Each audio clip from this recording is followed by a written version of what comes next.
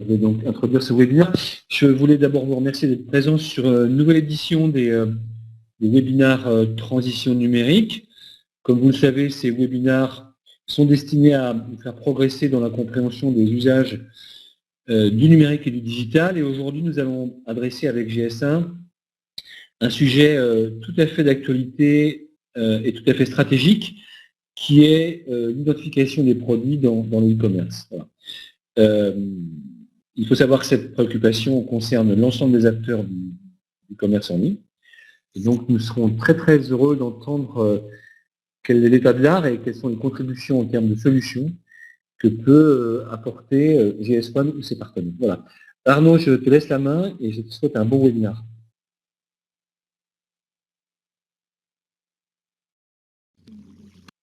Bonjour à toutes et à tous. Donc avant de commencer, je vais me présenter brièvement. Donc Arnaud Villaume, donc je travaille à GS1 France depuis maintenant un peu plus de 10 ans. Donc je suis en charge de la coordination de la relation client donc à GS1 France. Donc aujourd'hui le sujet c'est comment identifier ces produits dans le e-commerce, donc sur les marketplaces. Donc on va passer un peu de temps ensemble pour traiter ce sujet. Alors avant toute chose, on répondra à vos questions. Mais en toute fin de présentation. Donc ne posez pas vos questions pendant la présentation parce que je ne les verrai pas. Je me focaliserai sur ma présentation et en fin d'animation, je répondrai à vos questions. Donc on essaiera d'y apporter le temps nécessaire, d'y répondre le plus possible, au moins y consacrer au moins 10 minutes. Voilà, donc je vais commencer.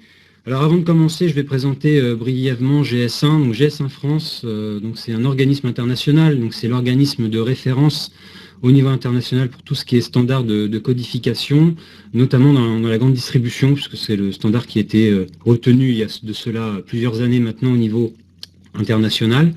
Alors on est connu encore aujourd'hui un peu sous le nom de GenCode, puisque c'est notre ancien nom. Donc peut-être que ça vous parle le terme de GenCode. Mais aujourd'hui GS1, donc GS1 France, c'est 111 organisations dans le monde, donc une organisation par pays, avec un bureau central qui se trouve à Bruxelles, le Global Office. Donc le rôle de GS1 est de diffuser le standard, d'aider les entreprises, d'accompagner les entreprises dans la mise en place du standard GS1. Donc le standard GS1, c'est quoi? C'est des outils de communication à disposition pour les entreprises, quel que soit le secteur d'activité, mais aussi quelle que soit leur taille, leur importance. Donc ça va de TPE jusqu'à des groupes internationaux. Donc ça passe par la codification, donc ça va être le sujet qui nous occupe dans les minutes qui viennent, la codification des articles, la codification d'un point de vue logistique, et puis aussi le code à barres, tous les codes à barres qui peuvent être utilisés pour capturer une information de manière automatique. Et puis l'échange de données, l'échange d'informations entre les différents partenaires commerciaux, du fournisseur de matières premières jusqu'au magasin où nous, consommateurs, nous rendons pour faire nos courses tous les samedis avec bonheur. Donc voilà, très rapidement, le rôle de GS1. Donc on est l'organisme, je dirais, historique de référencement. C'est l'organisme, et on le verra tout à l'heure, dans quelques minutes, c'est l'organisme qui permet aussi aux entreprises de pouvoir créer leur code et de pouvoir assurer l'unicité du code. Quand on parle d'unicité du code, ça veut simplement dire qu'aujourd'hui, une entreprise, que je vais appeler l'entreprise Dupont, elle crée un code pour identifier un de ses articles, quel que soit son réseau de distribution, et ce code, personne d'autre dans le monde ne pourra l'utiliser. Donc le GS1 garantit l'unicité du code par un système de préfixe entreprise, on va y revenir tout à l'heure, qui est attribué par GS1. Donc, si on lance les débats, enfin pas les débats, puisque de toute façon il n'y a que moi qui vous parle, donc on échangera en fin de présentation. Si on fait un point sur le boom du e-commerce, donc ces dernières années, avec évidemment l'essor d'Internet, l'essor de l'achat et de la vente sur différents sites, qu'on ne nommera pas, mais on les a tous en tête. Aujourd'hui, n'importe quel acteur, n'importe quel utilisateur, une entreprise en particulier, se connecte sur Internet, fait des recherches, compare des prix, quel que soit le type d'article, quel que soit le type de produit. Et puis, la finalité à ces recherches, à cette comparaison, c'est l'achat d'un ou de plusieurs articles. Et là où GS1 a un rôle à jouer important sur les places de marché, sur les marketplaces, c'est permettre à toutes ces entreprises qui commercialisent via ces places de marché d'avoir un système d'identification unique pour un produit bien spécifique et également international. C'est-à-dire que ce code soit valable pour une ou plusieurs marketplaces sur lesquelles elles commercialisent le produit, mais aussi dans d'autres réseaux de distribution, autres que sur Internet. Donc, aujourd'hui, ce qui se passe, c'est que un certain nombre de questions se posent. Alors voilà un petit ourson. La recherche, elle est donc de ce fait essentielle. Pourquoi elle est essentielle? Parce que c'est ça ce qui va permettre d'aiguiller notre achat et qui va faire qu'on achètera ou pas. Alors aujourd'hui, toute entreprise n'a pas attendu GS1 avec son système de codification internationale pour faire du business, travailler avec ses différents partenaires commerciaux amont et aval. Chaque entreprise a son propre système de codification, d'identification de ses références articles. Donc on parle de code interne, ce qui fait qu'aujourd'hui concrètement, si je veux rechercher, si je veux me porter acquéreur, si je reprends l'exemple du slide que nous avons sous les yeux, si je veux me porter acquéreur d'un ours en peluche, je vais taper ours en peluche, ou Blue Teddy, ou Teddy Green, ou Teddy Rouge, enfin ce que vous voulez, ce qui peut faire référence à un ours en peluche. Et puis il peut ressortir bien évidemment un ours en peluche, ou d'autres ours en peluche, mais c'est pas forcément l'ours en peluche que je recherche, mais peut-être aussi, vous l'avez vu, quelque chose qui n'a rien à voir avec un ours en peluche. On voit un lampadaire, on voit une lampe, ça n'a absolument rien à voir avec un ours en peluche. Alors ça peut peut-être m'intéresser lors d'un prochain achat, mais là pour le coup ce que je veux c'est un ours en peluche. Pourquoi? Parce qu'en fait, si je prends deux entreprises, je vais prendre un cas concret, je vais prendre deux entreprises avec un code, comme ici on peut le voir 003211, l'entreprise Y a identifié son ours en peluche avec ce code. Et puis peut-être à l'autre bout du pays, à l'autre bout de la planète, une autre entreprise, qu'on va appeler la société, pourquoi pas Z, a aussi identifié avec ce code. C'est un code interne, donc c'est propre à l'entreprise, mais un produit qui n'a absolument rien à voir. Ce qui fait que si ce code-là il est transmis auprès des marketplaces, auprès des places de marché, renseigné dans l'annonce de l'article, la marketplace fait le lien en se disant pour telle entreprise, l'entreprise Z, ce code 003211 c'est associé à un ours en peluche. La société Z, ce code 003211 c'est associé à quelque chose qui n'a absolument rien à voir, qui est une lampe. Donc quand j'associe le nom de l'article ou des mots-clés avec ce code interne, je peux retomber sur différents types d'articles, alors que ce n'est pas du tout ma recherche. Voilà. Donc un code interne identique d'une entreprise à une autre peut donner accès à une information qui n'est pas celle que je recherche.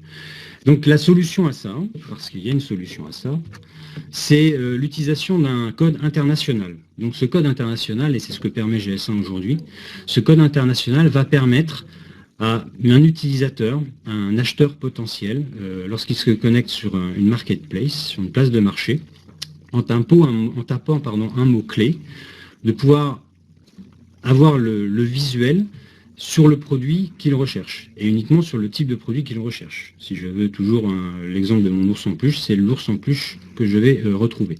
Alors après, je peux retrouver plusieurs offres, mais pourquoi? Parce que je peux avoir plusieurs entreprises qui vendent ce même type d'article. Alors l'intérêt du code international, c'est que ce code international, lié à cette peluche, c'est le seul code que l'on aura pour cet article. Voilà. Et il sera valable partout dans le monde. Donc, pareil, lors de la déclaration sur la fiche, sur l'annonce de la marketplace, la marketplace associera ce code international à cet article. Et lorsque je taperai un mot-clé ou autre, eh bien, je retrouverai cette peluche. Alors, peu importe le nombre de vendeurs qui les vendent, que le critère de sélection, le critère de choix soit le prix ou autre chose, j'aurai accès à l'article concerné. Et puis j'aurai aussi accès à des informations détaillées, précises, exhaustives. C'est-à-dire que moi, entreprise Y, je vends cet article, j'ai un code international, on va voir après dans quelques minutes comment je peux l'avoir. J'ai ce code international, je l'ai renseigné auprès de mon annonce, auprès du site en question ou des sites en question, et j'ai pu y rattacher toutes les caractéristiques, toute la désignation qui me semble utile, pertinente, nécessaire pour que le consommateur, l'acheteur potentiel, ait accès à tout le détail finalement du produit et que ça lance mon acte d'achat. Donc un accès à l'information complète, une action à l'information détaillée et donc une recherche de ce fait plus rapide et plus précise pour le consommateur. Mais ça veut dire quoi aussi, et on va y revenir dans quelques minutes, ça veut dire que pour le revendeur sur ces marketplaces, eh bien, il a une meilleure visibilité pour pouvoir vendre le produit. Donc un code unique, donc un code international. On verra comment dans quelques minutes GS1 assure l'unicité du code grâce au système GS1, au système de codification GS1. Donc comme je vous le disais, un code unique et international pour identifier une référence bien spécifique, pour rendre visible plus facilement l'article sur les différents moteurs de recherche, quels qu'ils soient d'ailleurs, les rendre aussi plus visibles sur les moteurs de recherche, mais aussi les moteurs de recherche sur les sites, améliorer le positionnement, évidemment, et communiquer les informations les informations les plus complètes possibles aux consommateurs. Et le but, pourquoi? Évidemment, pour augmenter ses ventes. Donc tout le monde est gagnant, c'est la logique gagnant-gagnant. Et le code international, il le permet grandement. Alors, quel code communiquer? Parce que là, on a vu un peu le contexte. Aujourd'hui, de plus en plus de marketplaces, je ne les cite pas, mais on imagine bien quel type de marketplace auquel nous pensons. De plus en plus de marketplaces aujourd'hui demandent les codes GS1 ou demandent les codes EAN, on va y revenir. Dans les termes aujourd'hui en pratique, on entend encore parler de code EAN puisque EAN est l'ancien nom de GS1. Avant on parlait de communauté EAN internationale, maintenant on parle de communauté GS1, tous les membres de GS1. Donc quel code je vais communiquer? Eh bien, je vais communiquer un code qui a un terme un petit peu barbare. C'est un des nombreux acronymes qui existent dans l'univers GS1. Et cet acronyme est extrêmement important. Et c'est le GTIN. Donc, GTIN veut dire quelque chose, veut dire Global Trade Item Number. Donc, c'est le nom du code. Encore aujourd'hui, on entend le terme GenCode. GenCode, je vous disais tout à l'heure, c'est notre ancien nom. GS1 France avant s'appelait GenCode, pardon. Le code ne s'est jamais appelé GenCode, en fait. C'était juste un abus de langage, mais peut-être que vous avez déjà entendu ce terme-là. J'ai besoin de GenCoder mes GenCode, j'ai besoin d'un GenCode auprès de pour mes clients. Le code, en fait, s'appelle GTIN. Et pour être plus précis, le code s'appelle même GTIN 13, parce qu'on va le voir dans quelques minutes, ce code a 13 chiffres. Donc c'est un code international, et la règle d'or, la règle fondamentale, si on ne respecte pas cette règle, je dirais hérésie chez nous, voilà, c'est la règle vraiment essentielle à suivre, la règle fondamentale, je me répète exprès, c'est qu'on dit un produit, un code, un produit. Je ne vais pas pouvoir identifier, là dans l'exemple, un smartphone avec deux codes GTIN 13 différents, ou je ne vais pas pouvoir identifier un GTIN 13, le code, pour identifier deux smartphones différents, ou un smartphone et une lampe, ou un smartphone et une peluche. Donc la règle d'or, c'est ça, un produit, un code, un produit. On est tous uniques, on a tous un numéro de sécurité sociale, je dirais. Mais là, c'est un peu pareil, le smartphone que l'on va appeler smartphone Y, on va lui attribuer un code GTIN 13, et cet article aura ce code, et c'est tout, aucun autre code. Donc ça permet vraiment d'identifier l'article. Et associé à ce code, je vais pouvoir, suite à cela, l'intérêt, c'est pas que de créer un code, c'est de dire, à cet article, je lui crée un GTIN 13 et je lui impute toutes les caractéristiques qui sont nécessaires, qui me permettent de bien identifier le produit. Un smartphone Y avec une couleur noire, avec un poids net de temps, avec tel ou tel logiciel, enfin voilà, tout ce que vous voulez en fait. Donc voilà, la règle essentielle, c'est le prérequis. Un produit, un code, un produit. Alors on a vu comment s'appelle le code, la règle fondamentale du système de codification GS1. Après, qui attribue le code? Avant même que je vous le dise, vous avez pu le voir. Celui qui crée le code, c'est le propriétaire de la marque commerciale des produits. C'est pas, comme on peut le penser souvent, le fabricant. Sauf si le fabricant est aussi le propriétaire de la marque commerciale des produits, mais ce n'est pas toujours le cas. Donc ce qu'il faut retenir, c'est que c'est le propriétaire de la marque commerciale des produits qui crée le code. Donc si je ne suis pas propriétaire de la marque commerciale des produits que je vends, quel que soit le réseau de distribution, que ce soit sur les marketplaces ou ailleurs, ce n'est pas à moi de créer le code.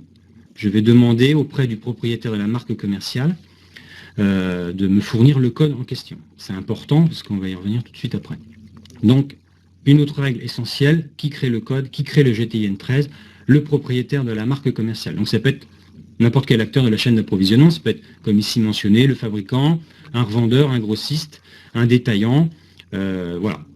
Et la liste là n'est pas exhaustive. Hein. Donc si je passe à la slide suivante, quelques exemples. Alors pour vous expliquer un petit peu en introduction de ce slide, vous voyez des codes et vous voyez des codes à barres. Depuis tout à l'heure, je vous parle de code. Donc le code, les chiffres. Souvent, il y a cette confusion entre les codes et le code à barres. On pense que le code, c'est le code à barres, le code à barres, c'est le code, que tout est un ensemble.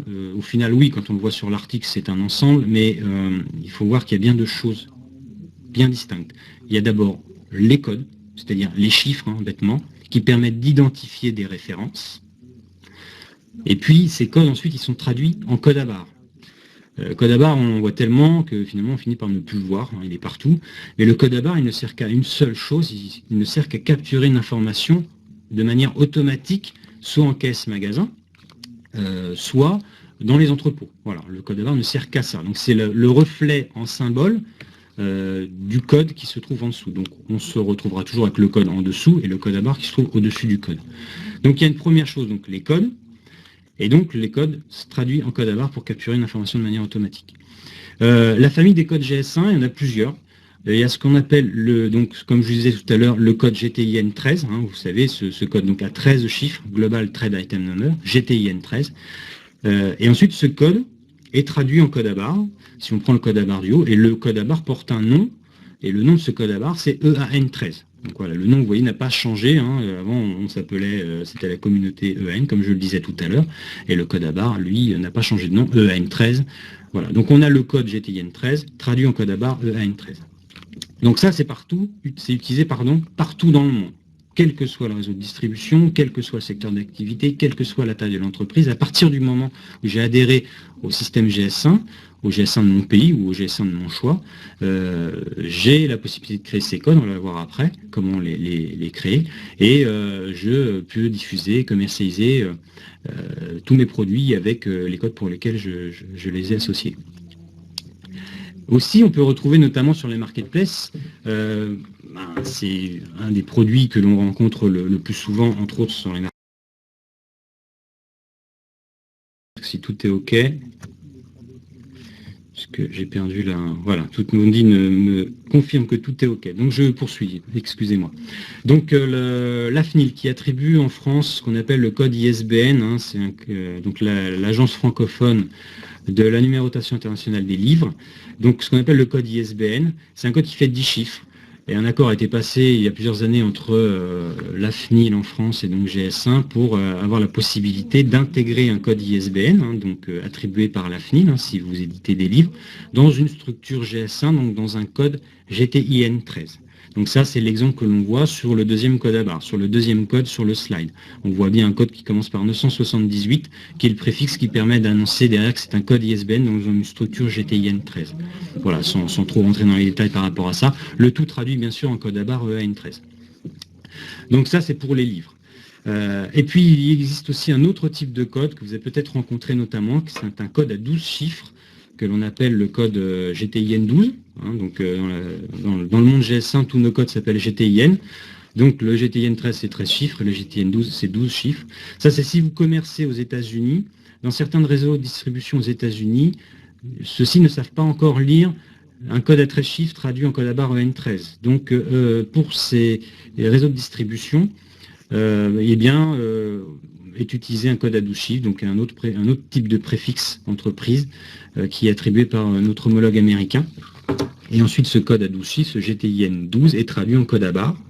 Et en code à barres, comme on le voit ici, qui porte le nom de code à barres UPC12. Voilà. Donc ça, c'est des termes un peu techniques en termes de codification. Pour revenir sur ce slide et conclure sur ce slide, on a les codes qui permettent d'identifier des références. Ensuite, ces codes sont traduits en code à barres, les codes à barres permettant de capturer une information de manière automatique. Et puis voilà, on a différents types de codes qui ont leur nom. Voilà. GTIN 13, celui du haut, traduit en code à barre EN13. Ensuite, pour les livres, un code ISBN qui est intégré dans une structure GS1, donc dans une structure GTIN 13. C'est le code à barre du dessus, le code avec le code à barre juste en dessous. Et puis tout en bas, voilà, un code américain à 12 chiffres, donc un GTIN 12 traduit en code à barre UPC 12. Pour les réseaux de distribution aux États-Unis qui ne savent pas encore lire le code à 13 chiffres GTIN 13 traduit en code à barre EN13. Donc ce qu'il faut retenir, c'est ça, des codes identifient des références, ensuite ces codes sont traduits en code à barre pour capturer une information de manière automatique. Et j'ai vu passer, mais on pourra y revenir après, une question rapidement sur quid des DVD. Pour les DVD, c'est la même chose. On peut identifier aussi des DVD avec des codes GTN. Mais bon, vous pourrez reposer votre question tout à l'heure, on prendra du temps pour répondre aux questions. Alors des exemples. Ici, nous avons comment repérer un code GS1. Alors ici, on a 3 codes à barre. 3 codes, je dirais même 3 codes à barre. Si on prend le code à barre qui se trouve en bas à gauche, on voit bien un code GTIN 13 qui commence par 880, 919 et voilà, je ne vais pas tout vous citer, traduit en code à barre EAN 13. Voilà, c'est un exemple. Autre exemple de code GS1, à droite de ce code traduit en code à barre, un autre code traduit en autre code à barre, donc un GTIN 12, qui commence donc par 887, 155 quelque chose, traduit en code à barre UPC 12. Donc ça, c'est des codes standard GS1 et des codes qui peuvent être utilisés au niveau international et reconnus au niveau international.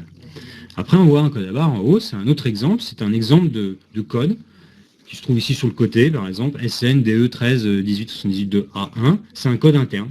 Tout à l'heure, je parlais de code interne au début de ma présentation. C'est un code interne qui, lui, va être traduit en code à barre. Et c'est un code à barre qui est à usage interne par rapport à l'entreprise qui l'utilise. C'est-à-dire que GS1 n'a pas inventé les codes à barre, GS1 n'a pas inventé les codes, bien évidemment.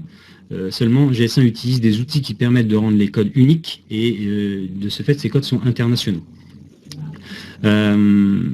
Après, ça permet du coup de ce fait d'utiliser le système de codification dans un monde ouvert, avec tous vos partenaires commerciaux, amont ou aval, qui ont adopté ce standard de codification, quel que soit le réseau de distribution, que ce soit en physique, en magasin ou sur les places de marché, les marketplaces pour le e-commerce.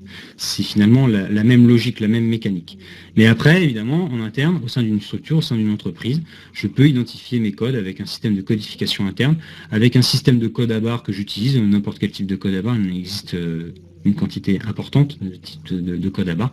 Donc voilà, pour capturer l'information de manière automatique chez moi en interne. Mais dès que ça sort, ce ne sera pas reconnu par mes partenaires commerciaux, parce que c'est mon propre système de codification de code à barre que j'ai utilisé en interne.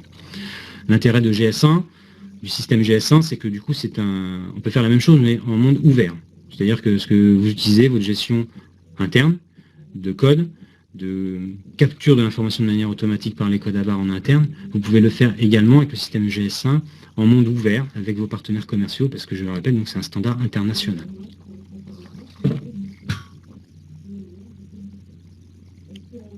En passant au slide suivant, donc là c'est un exemple d'annonce que vous pouvez retrouver sur une place de marché, sur un site sur lequel vous allez commercialiser, vous allez revendre vos produits.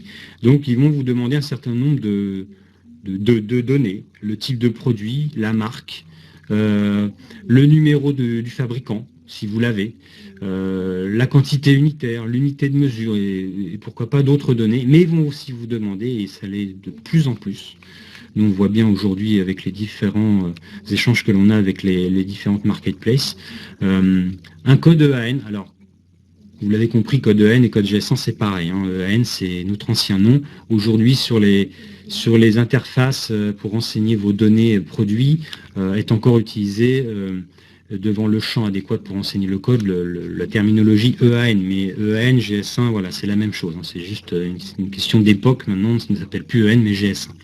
Donc vous allez renseigner votre code GS1.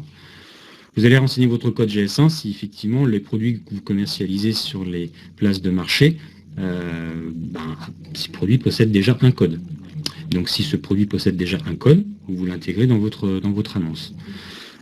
Après, s'il n'en possède pas, si vous n'avez pas de code et que vous êtes fabricant propriétaire de la marque commerciale des produits que vous allez revendre sur ces marketplaces, il va falloir que vous renseigniez ce code. Et pour se renseigner ce code, pour avoir ce code, GS1 vous permet d'avoir donc ce code. Donc je vais vous expliquer tout de suite comment cela se passe. Donc voilà, j'ai introduit qui nous étions tout à l'heure, hein, donc on couvre 150 pays, on est 100 GS1 dans le monde, et puis en France, on a plus de 36 000 sociétés qui sont adhérentes. Voilà. Donc si vous avez besoin d'un code, parce que vous êtes propriétaire de la marque commerciale des produits, ou que vous êtes fabricant, et donc vous avez besoin d'un code pour vendre sur les marketplaces, GS1 vous le permet. Et donc GS1 vous attribue ce qu'on appelle un préfixe entreprise, je vais y revenir très très vite. Et donc ce préfixe entreprise, ça va être la racine sur laquelle vous allez vous baser pour créer vos codes.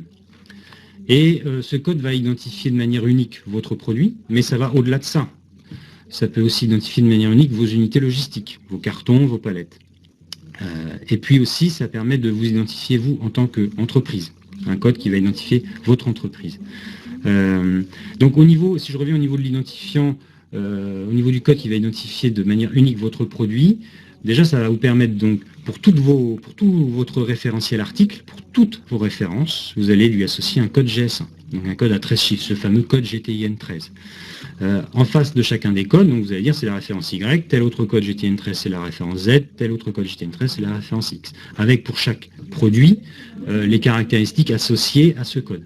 Vous allez intégrer toutes ces données dans votre système d'information, chez vous en interne, et puis vous allez communiquer toutes ces informations à vos différents clients. Donc si là on est sur les marketplaces, vous allez communiquer au sein des annonces de votre produit, vous allez intégrer le code GS1 avec ensuite toutes les caractéristiques de votre article, de votre produit, pour pouvoir le vendre sur ces sites. Mais ça permet aussi, le code permet pas que ça, il permet pas uniquement de pouvoir renseigner un champ dans une annonce sur une marketplace, pour pouvoir le vendre sur la marketplace et avoir la meilleure visibilité possible, mais il permet aussi, si vous souhaitez en interne, pouvoir gérer vos références en interne, pour le passage en caisse en magasin, comme je le disais tout à l'heure, hein, pour les magasins physiques, hein, c'est le standard qui a été retenu il y a plusieurs années de cela. Puis ça permet aussi de simplifier vos processus d'inventaire. Donc ça a aussi un usage, pas uniquement pour la vente sur les marketplaces, mais aussi un usage pour vous en interne, un intérêt pour vous en interne. Et puis de même pour l'identifiant des unités, pour codifier vos unités logistiques, donc les cartons, vos palettes, ça permet de gérer plus facilement et plus rapidement vos réceptions, vos envois de marchandises, et puis par voie de conséquence également de gérer vos stocks de manière plus efficace et plus rapide également. Donc finalement, le système de codification GS1 permet de pouvoir communiquer avec tous vos partenaires commerciaux, mais sa puissance, c'est aussi qu'en interne, vous pouvez l'utiliser pour pouvoir travailler plus rapidement, plus efficacement avec un système finalement qui est international. Et puis je dirais aussi, parce que tout à l'heure on parle de code identifiant les produits, quel que soit le réseau de distribution, mais aussi ça vous permet d'identifier votre entreprise, l'entité juridique. On attribue aussi un code qui identifie l'entité juridique, qui est un code aussi qui fait 13 chiffres, qui s'appelle les GLN, pour Global Location Number. Donc c'est un code aussi qui fait 13 chiffres. Hein. Je vous disais, les codes GS1 font quasiment tous 13 chiffres. Et ça permet de vous identifier auprès de vos partenaires commerciaux. Si vous êtes amené à échanger de l'information, faire ce qu'on appelle de l'EDI, échange de données informatisées, hein, donc c'est des flux d'informations entre partenaires commerciaux, les commandes, les avis d'expédition, la facturation, ça permet de vous identifier et donc pouvoir faire que ces flux d'informations se fassent plus vite, plus rapidement, plus efficacement. Donc voilà, pour revenir en synthèse sur ce slide, donc le code GS1 permet d'identifier vos produits, mais aussi vos unités logistiques, mais aussi votre entreprise pour pouvoir commercer, quel que soit le secteur d'activité, quel que soit le réseau de distribution dans lequel vous allez commercialiser. Et chez vous aussi en interne, bien sûr. Alors, si je viens sur la structure du code GTIN13, sa structure, on ne fait pas ce qu'on veut avec le code. Il y a une partie fixe dans le code GTIN13, il y a une partie variable. Donc la partie fixe, si vous voulez, pour l'avoir, pour pouvoir en disposer, donc pouvoir disposer de ce compagnie préfixe ou préfixe entreprise en français, cela va vous amener, si vous êtes propriétaire de la marque commerciale des produits que vous commercialisez sur les places de marché, cela va vous amener à adhérer à GS1 pour justement avoir ce préfixe entreprise. Et GS1 vous assure, c'est là la force du système GS1, c'est que GS1 assure l'unicité du préfixe entreprise qui va être attribué à l'entreprise. C'est-à-dire que là, je prends, dans l'exemple, on voit le préfixe entreprise 3 76 02 47 56. Personne d'autre dans le monde que l'entreprise, je dirais Y, aura ce préfixe entreprise. Personne d'autre dans le monde. Le système G5 garantit que chaque préfixe entreprise est unique. Donc ça, c'est le préfixe entreprise que G5 vous attribue. Mais après, c'est à l'entreprise de compléter le code. Parce que ça, c'est la partie fixe du code. Le GS1, donc vous le mettez à disposition, vous l'attribuez, et vous complétez le code. Et le code, vous le complétez, donc il y a une partie variable qui va compléter, si je reprends l'exemple que l'on a sous les yeux, le préfixe entreprise étant 3 76 02 47 56. Donc ça, c'est chacun de vos codes commencera toujours par ces 9 chiffres. Ensuite, vous avez 3 chiffres que vous définissez vous-même. Donc ici, dans l'exemple 001. Et si aujourd'hui, vous avez par exemple 10 codes à créer parce que vous avez 10 références différentes, donc un code par référence, vous allez dire 001 pour la première référence, pour la référence A, 002 pour la référence B, 002 pour la référence C, 002 3, enfin ainsi de suite, je ne vais pas faire toutes les lettres de l'alphabet. Donc vous avez compris la logique d'opter pour un principe chronologique sur la partie des codes, et puis faire +1 chaque fois. Et le dernier chiffre étant ce qu'on appelle, alors c'est un terme un peu barbare, c'est ce qu'on appelle une clé de contrôle. Ce chiffre, c'est un chiffre compris entre 0 et 9 qui est le résultat d'un calcul sur les 12 chiffres précédents. Donc à chaque fois que vous créez un code, à chaque fois la clé de contrôle doit être recalculée, et ça, il y a aujourd'hui des outils qui permettent de le faire. Vous pouvez également le faire sur notre site internet, calculer la clé de contrôle. Ce qui fait qu'au final, une fois que j'ai mon préfixe entreprise, donc tous mes codes commenceront par ce préfixe entreprise. Une fois que j'ai défini suite à ce préfixe entreprise, j'ai décliné autant de codes que nécessaire, autant de références que j'ai à codifier. Que j'ai calculé ma clé de contrôle, que mon logiciel a calculé, le logiciel a calculé la clé de contrôle, j'ai un code à 13 chiffres qui identifie chacune de mes références. Donc, un code, je répète, un code, un produit, un code. Voilà.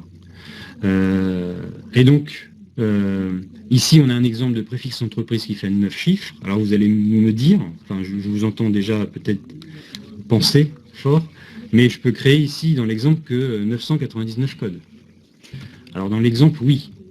Mais en fonction de votre demande sur notre site, c'est vous qui allez choisir votre potentiel de codification, je dirais. C'est vous qui allez dire, moi aujourd'hui j'ai entre 0 et 99 références, moi aujourd'hui j'ai entre 0 et 9999 références, ou voire plus.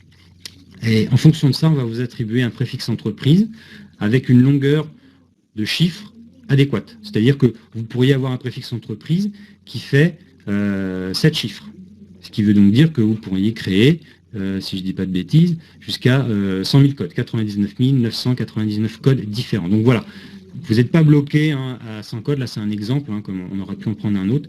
C'est vous qui définissez, en vous enregistrant sur le site, le nombre de références dont vous allez avoir besoin à codifier, et en fonction de ça, on vous attribue une longueur de préfixe adéquate, en sachant que le préfixe peut être plus ou moins long, donc il y a une longueur variable, mais votre code fera toujours 13 chiffres, ni plus ni moins. Donc préfixe entreprise, la partie code produit du code, je dirais, et puis le 13e chiffre, la clé de contrôle. Donc ça, c'est le système GS1. Donc la puissance du système GS1, c'est ça, la codification GS1, c'est ça, c'est garantir l'unicité des codes. Le code est international. Le code pour lequel aujourd'hui vous allez associer une référence donnée, cette référence, que vous la vendiez sur les marketplaces ou n'importe quel autre réseau de distribution, je me répète exprès, ce sera le même code parce qu'il est international. Donc il identifiera votre référence Y, il identifiera votre ours en peluche ou ce que vous voulez. C'est vous qui l'aurez défini. Voilà. Votre code ainsi obtenu est unique dans vos bases de données, évidemment. Et tous ces codes, évidemment, il faut les communiquer à vos partenaires commerciaux. Alors, ma présentation touche à sa fin, on va pouvoir commencer à répondre aux questions. Sachez quand même que GS1 France donc, a un service d'adhésion en ligne, donc c'est ce dont je vous parlais tout à l'heure, vous enregistrez en ligne, on vous attribue un préfixe entreprise. Il y a également une assistance technique sur savoir comment créer vos codes, comment je dois structurer mes codes, voilà, toutes les questions inhérentes au système de codification GS1, mais même au code à barre, le service client de GS1 France, et le support technique de GS1 France pourra y répondre. Aujourd'hui, on parle aussi, le standard GS1, c'est aussi un standard de traçabilité, pouvoir assurer sa traçabilité de manière plus efficace et plus rapide. Et puis aujourd'hui, on parle de plus en plus du standard image. Alors c'est quoi le standard image en quelques mots? L'information produit, elle est de plus en plus importante aujourd'hui, d'autant plus sur les e-commerçants, auprès des e-commerçants, pardon. Si je reviens toujours à ma peluche, comme je le prenais dans l'exemple au début de ma présentation, je veux un ours en peluche bleu. Si je fais la recherche sur tel ou tel site, je veux avoir une image d'ours en peluche bleu, et pas d'ours en peluche noir ou d'un canard vert. Donc le standard image est essentiel, déjà avoir la bonne information visuelle, en plus de l'information avec tout le descriptif de l'article, mais aussi obéir à un certain nombre de règles en termes de dimension. Donc il y a un standard image qui existe pour cela. Donc on va répondre aux questions. Donc je vais consulter le chat. Donc à partir de maintenant, donc si vous avez posé des questions avant que je termine ma présentation, mais n'hésitez pas à la reposer parce que comme je vous l'ai dit tout à l'heure, je n'ai pas regardé le chat comme je vous l'ai indiqué. Donc à partir de 15h07, toutes les questions. Alors on a jusqu'à 3h15, donc on a 10 bonnes minutes pour répondre aux questions. Voilà, donc je vous écoute. Enfin, je vous lis plutôt, et puis j'essaierai d'y répondre le plus exhaustivement possible. Voilà, Ondine me dit que j'ai tout le temps qu'il me faut. Voilà, donc, parfait. Merci Ondine. Alors, quid des DVD? Christophe C me dit, quid des DVD vendus DVD I, DVD Y par exemple, avec le même Gencode? Alors comme je disais tout à l'heure, je ne sais pas si ça va répondre à votre question, Christophe, vous allez me dire, parce que je ne vois pas ce que vous voulez me dire par DVD Y derrière. Je vois que vous continuez à saisir. Je vais attendre le complément de votre question. D'accord.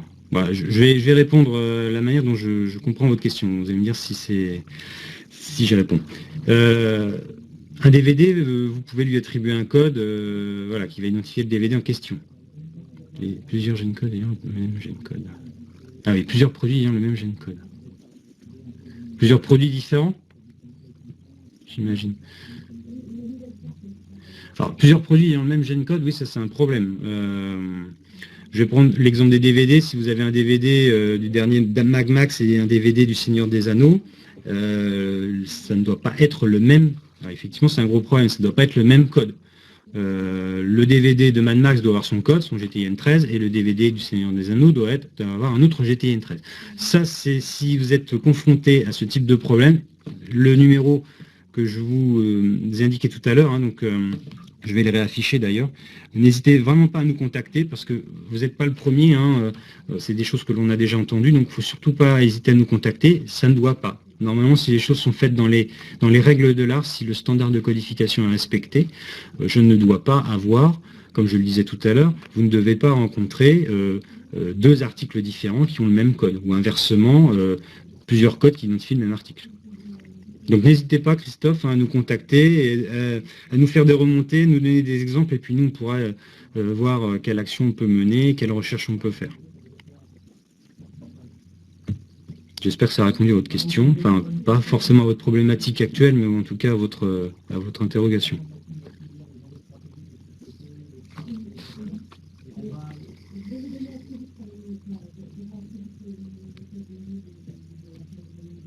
Donc je vois que d'autres saisissent, on va attendre de l'arrivée de la question. Non, alors Suzanne, si on rencontre un même code pour deux articles, est-ce qu'un article est une copie? Pas obligatoirement. Alors là, je pars du principe que vous parlez de deux articles différents. Pas obligatoirement. Ça peut être lié à plusieurs causes. Donc après, il faut voir le cas précis pour faire des recherches de manière un petit peu plus pointue. C'est pour ça l'important, ce que je disais tout à l'heure, c'est que GS1 garantit l'unicité du code, l'unicité du préfixe qui est attribué aux entreprises pour qu'elles puissent créer leur code, Mais la règle qui dit que c'est le propriétaire de la marque commerciale qui doit créer le code permet de veiller à ce bon respect et faire qu'on ne se retrouve pas avec des articles différents qui aient le même code. S'il y a une marque commerciale sur les produits, on ne doit pas être confronté à ce type de cas. Article différent, oui. D'où l'intérêt, j'imagine que vous voyez vraiment l'importance de ce point-là, c'est que c'est le propriétaire de la marque commerciale qui doit créer les codes. Donc c'est pas forcément celui qui revend sur les places de marché, sur Internet. Ça peut être lui, évidemment, mais c'est pas forcément lui. Donc si c'est pas lui qui est le propriétaire de la marque commerciale, soit il a le code sur l'article, et dans ce cas, il remet le code sur l'affiche, sur l'annonce, soit il n'a pas le code de l'article et il contacte son fournisseur pour voir s'il peut avoir le code.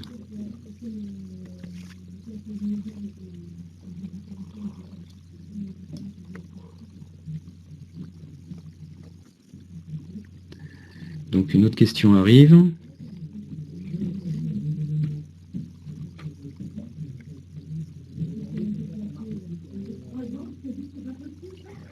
Ah oui, alors j'avais pas vu cette question. Est-ce que, donc je repose la question, Christophe me dit, je repose la question de Mathieu, avez-vous le monopole? Alors oui, on est dans une position monopolistique, je m'en explique. Comme le standard GS1 est apparu, EN à l'époque est apparu dans le monde de la grande distribution il y a plusieurs années. Pourquoi? Parce qu'en fait, le monde de la grande distribution au niveau international a retenu le standard GS1 comme système de codification pour s'échanger de l'information, pour pouvoir identifier les produits.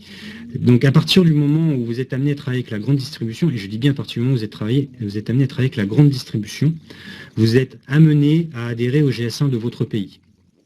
Donc de par ce fait, on peut dire que oui, si vous commercez avec un certain réseau de distribution, oui, on a une position monopolistique.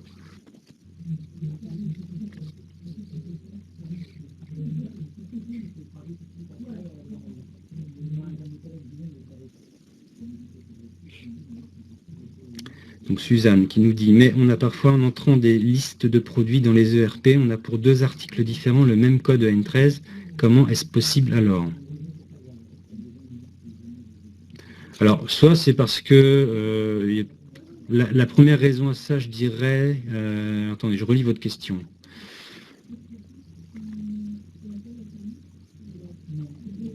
Si c'est dans le même ERP qu'on a 2 articles différents avec le même code EN13, si c'est peut-être qu'il n'y a pas de système d'alerte au sein même de l'ERP en interne qui dit attention, ce code-là a déjà été codifié, créé pour la référence Y, ne créez pas ce même code-là pour la référence Z. Ça veut dire qu'il n'y a peut-être pas de système d'alerte qui alerte pour dire attention, ce code existe déjà. Ça peut être une explication. Si là on parle d'un même ERP.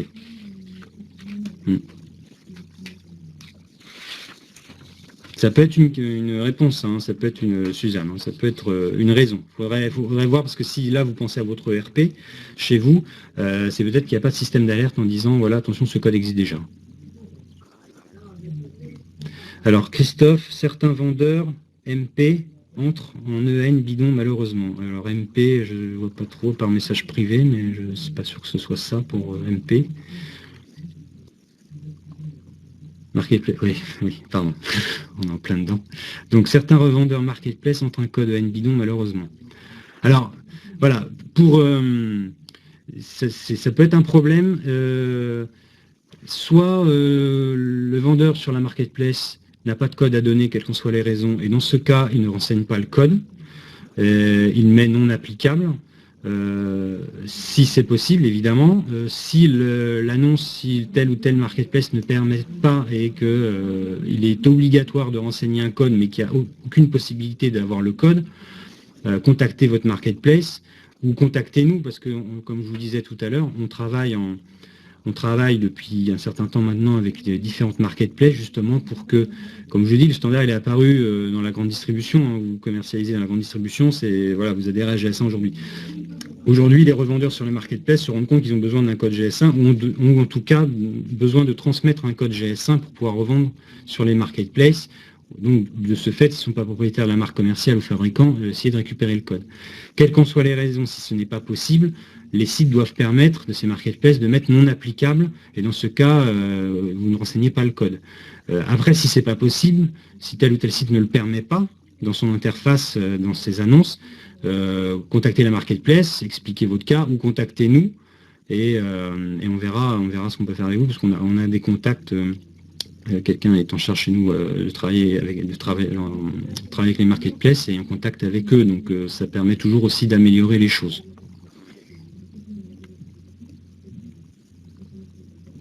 Alors après le N bidon, oui, de toute façon ça réglera évidemment pas le N bidon en soi, puisque soit vous mettez le code, soit vous ne mettez pas. Si vous ne mettez pas le code, je continue sur votre question, Christophe, si vous ne mettez pas le code, voilà, Suzanne est très bavarde, je relis tout de suite après.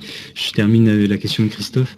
C'est vrai que si vous mettez un code comme ça, bidon, le fait que les marketplaces aujourd'hui demandent aux propriétaires de la marque ou aux revendeurs de pouvoir donner le code bidon pour saisi de manière comme ça, sans aucune raison, de manière bidon par le revendeur, peut être reconnu par la marketplace en disant mais ce code il est connu chez nous. Donc ça peut rentrer en conflit de code et ça peut le bloquer. Alors Suzanne, parfois donc le RP de nos clients, on entre des listes de prix et produits provenant du même fournisseur ou de fournisseurs différents pour notre client. On a parfois ce conflit de code identique pour deux produits différents. Comment est-ce que juste les faux?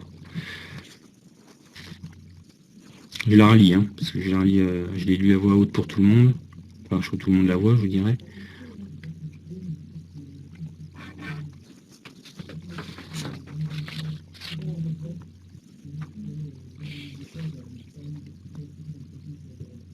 Après, il faut voir, pour les codes, il faut voir si qui est propriétaire de la marque commerciale, s'il y a un propriétaire de la marque commerciale, et c'est lui qui doit créer et qui doit transmettre les codes. Voilà.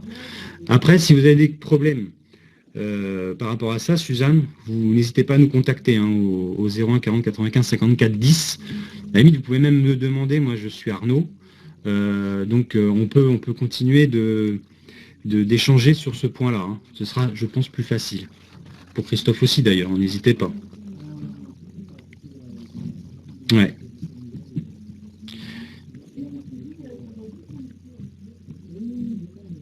Christophe, donc il me dit, on voit des offres de vente de haine sur le net, le N barcode, number, GS1 issu, votre politique sur ce type d'offre. Alors aujourd'hui, si on pense à la même chose, il existe effectivement sur Internet des sites qui vous vendent des codes. On n'a aucun rapport, aucun lien avec ces sites-là. Le danger avec ces sites-là, c'est qu'ils peuvent vous attribuer un code à prix cassé, oui, et ils peuvent vous attribuer. Alors, ils vous attribuent qu'un code ou 2 codes ou 10 codes. Hein. À prix cassé, tout est relatif, je vais m'en expliquer. Ils peuvent vous attribuer un code qui a peut-être déjà été attribué par une entité GS1. Parce que ils vendent le code complet. Et en plus, il faut savoir que si ces entreprises, si ces sites sont déjà adhérents à un GS1, quel qu'il soit, qui revendent le code, ils n'ont pas le droit de revendre les codes. Parce qu'ils payent une cotisation pour avoir l'usage du préfixe entreprise et décliner leur codification article. Ils n'ont pas le droit de revendre les codes. Et ça, c'est dans les conditions générales d'achat lorsqu'une entreprise adhère au système GS1. Voilà, donc après, si vous avez des exemples, on est preneur, mais on sait que ce type de site existe.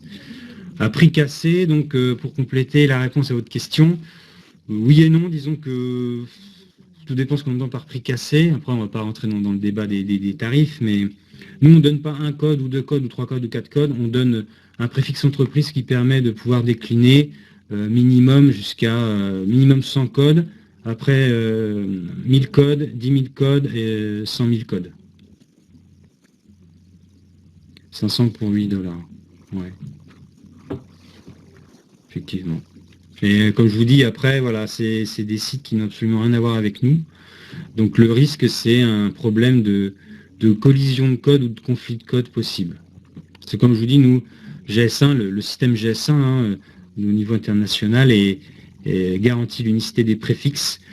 Mais les différents sites que nous ne connaissons pas du tout, je le rappelle, qui ne sont pas du tout dans le giron GS1, On a déjà eu des cas d'entreprises qui ont dit, voilà, j'ai acheté un code sur tel ou tel site et mon client me dit, mais ce code, je le connais déjà. Bah oui, ce code-là, il était affilié à une entreprise adhérente chez nous, ou adhérente à un autre GS1. Donc c'est le risque.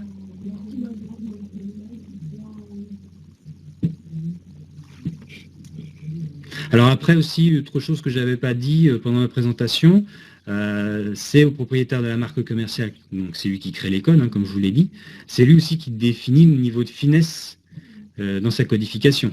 Je prends un exemple assez concret. Dans le monde du textile, j'ai un modèle de pull, je l'ai en 10 couleurs différentes et pour chaque couleur, je l'ai en 10 tailles différentes. Vous pouvez vous prendre la décision, dire je reste au niveau de la couleur.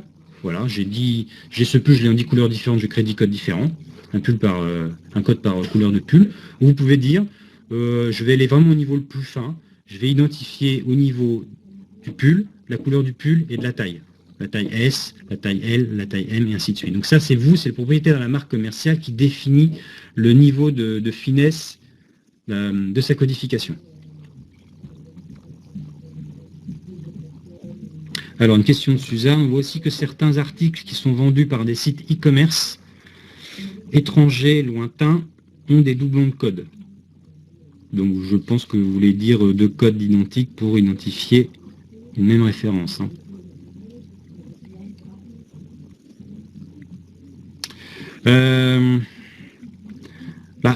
Le problème qui se pose, c'est qu'aujourd'hui, comme je le dis, c'est pour ça, c'est la chose importante, c'est le propriétaire. Si on dit que c'est le propriétaire de la marque commerciale qui doit codifier, c'est que c'est une règle essentielle et importante. À partir du moment où il y a une marque sur le produit, qu'il y ait un vendeur ou 500 revendeurs qui vendent ce produit avec cette marque, si ce n'est pas eux qui ont la marque commerciale, peu importe. Je peux avoir du coup 10 revendeurs différents qui vendent un ours en peluche, par exemple, comme on en parlait en tout début, et puis ce sera le même code, mais sur plusieurs revendeurs différents. Le problème, donc voilà, ça évite le problème qui vient, et qui est votre question, Suzanne, c'est que des doublons de code, tout dépend ce qu'on entend par doublon de code.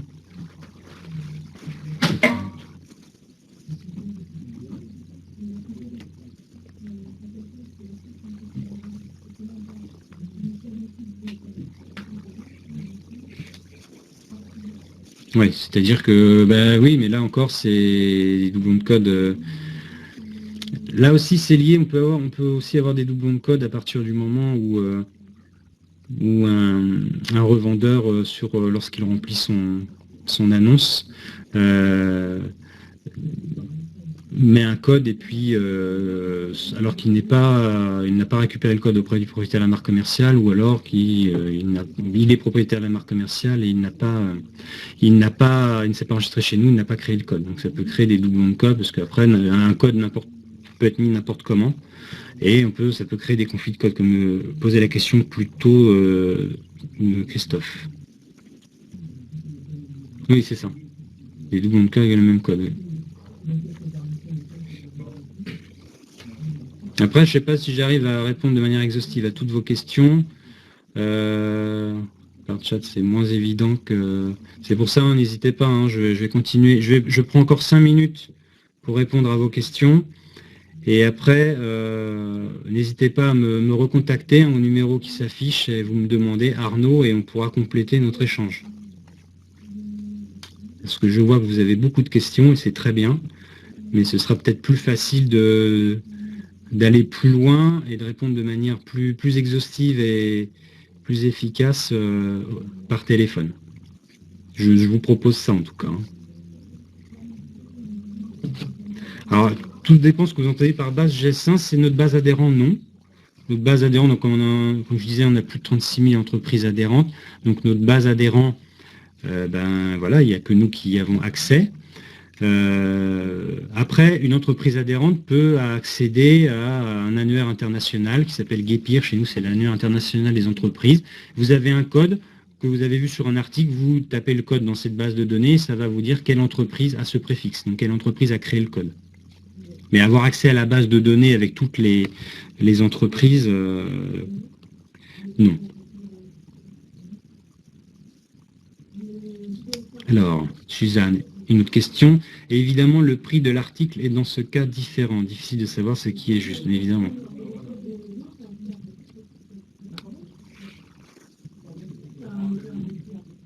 Après, oui, chacun adopte le prix qu'il a mis en place. Et voilà. Là, c'est même plus forcément une question de doublon de code ou pas. Parce que comme je disais tout à l'heure, vous pouvez avoir un produit qui est commercialisé. Le produit a une marque commerciale, mais il y a 10 revendeurs différents qui vendent l'ours en peluche bleue.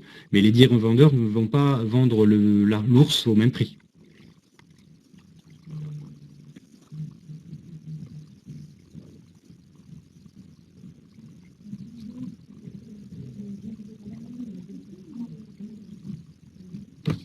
Donc une autre question arrive.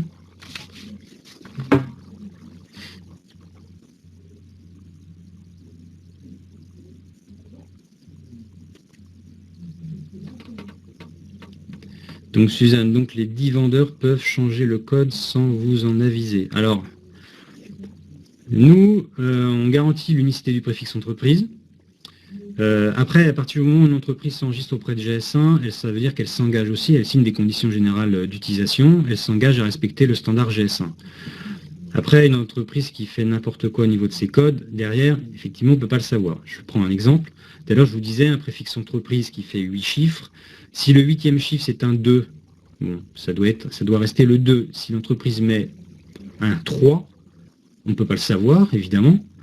Et puis derrière, ça va générer des conflits de code, parce que nous, derrière, on attribue un autre préfixe entreprise avec le 3 dans le dernier chiffre, donc ça va créer des conflits de code. Les entreprises nous indiquent pas les codes qu'elles créent, c'est-à-dire que nous, on leur attribue les préfixes entreprises, mais après, les entreprises créent les codes en interne.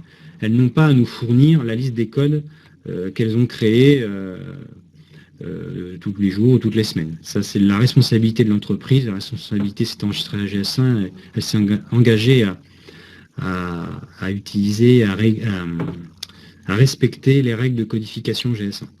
Et le risque, vous allez me dire du coup, mais le risque vis-à-vis de nous, c'est vrai qu'on ne peut pas le savoir au quotidien, hein, si une entreprise crée correctement ses codes ou pas. Le risque, c'est qu'à un moment donné, le client appelle l'entreprise en disant, mais ce code-là, il est connu chez nous. Et ça crée un conflit.